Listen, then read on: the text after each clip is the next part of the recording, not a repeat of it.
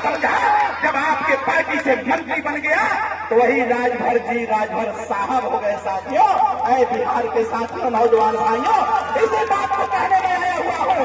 अगर उत्तर प्रदेश में यह बदलाव मैं ला सकता हूँ तो एक बार यहाँ पर भी कमर कसो, 6 तारीख को छड़ी का बटन दबा करके अपनी गिनती करा लो। यहाँ कभी भरवा राजभर जी राजभर साहब कहा जाएगा। साथियों, राजभर सिंह कहा जाएगा। इसलिए मैं बहुत बहुत बधाई देता हूँ, बहुत बहुत धन्यवाद देता हूँ। ये बताओ मेरी माता, गेहूं के बहकावे में आईबा नहीं ना सब लोग जो चलेगा। विरोधी कहा था कि तारे प्रत्याशी के पास पैसे ना है, चुनाव कहां से लड़े।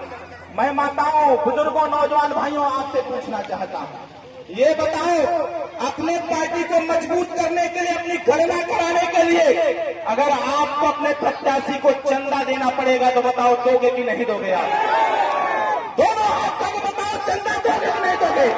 साथियों, हमको आपको हम सबको मिलकर लड़ना है। अपने बच्चों के भविष्य को तय करना है, अपने बच्चों के भविष्य को तय करना है और उत्तर प्रदेश में अपनी गणना करा करके भिड़ियों के काल पर तमाचा मारना है कि ये प्रदेश में हमने है तो हमनों के हिस्सा मिलेंगे। बताओ चाहिए कि ना चाहिए? जो चलाना चाहिए कि ना चाहिए? भाइयों बताओ, साथ दोगे कि नहीं दोगे आप हमारा? मेरे बुजुर्गों, आप बताइए, साथ खड़े हैं कि नहीं खड़े हैं हम लोगों के? मेरी माताओं, बहनों, हमारे युवा साथियों, बड़े बुजुर्गों, हमारा आपसे अनुरोध है, 6 तारीख को चुनाव निशान छड़ी का बटन दबाइए।